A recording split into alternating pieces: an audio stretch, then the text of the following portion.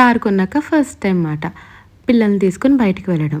No no no పిల్లల్ని తీసుకొని కాదు, మా యష్‌గాడిని తీసుకొని, అంటే ఆ గుండోడు మా ఆయన ఒళ్ళో కూర్చున్నాడు చూసారా వాడు. వాడికి మా ఆయన అంటే చాలా ఇష్టం యష్‌గాడికి. మా వారికి కూడా అంతే.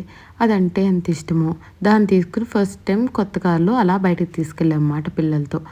ఇప్పుడు వీళ్ళు ముగ్గురు ఉన్నారు చూసారా, సేమ్ 3 కోతులు కథ విన్నారు కదా! ఒకళ్ళు చెడు మాట్లాడరు, చెడు చూడరు, అలాగే చెడు వినరు అని అలా మాట. చెప్పింది వినరు, నోరు మూసుకుండమంటే ఉన్నరు, కళ్ళకి కనపడిందల్లా కావాలంటారు. అస్సల ముగ్గురే. మొత్తానికి వాళ్ళని తీసుకొచ్చి మేము ఆడుకున్నట్టయింది. చక్కగా ఆయన క్రికెట్ నెట్‌లోకి దూరారు. నేనేమో వీళ్ళని తీసుకొని బాల్స్ దాంట్లోకి దూరాను. ఎంత సరదాగా ఉంటదో కదా! పిల్లలతో పాటు కలిసిపోయి అలా ఆడుకుంటుంటే మనం పిల్లలం అయిపోతాము. కానీ వాళ్ళని ఆడిచ్చేప్పుడే తెలుస్తది. అబ్బా! ఎంత ఫన్ ఉంటదా అని. డైలీ లైఫ్‌లో పడిపోతే బోరింగ్.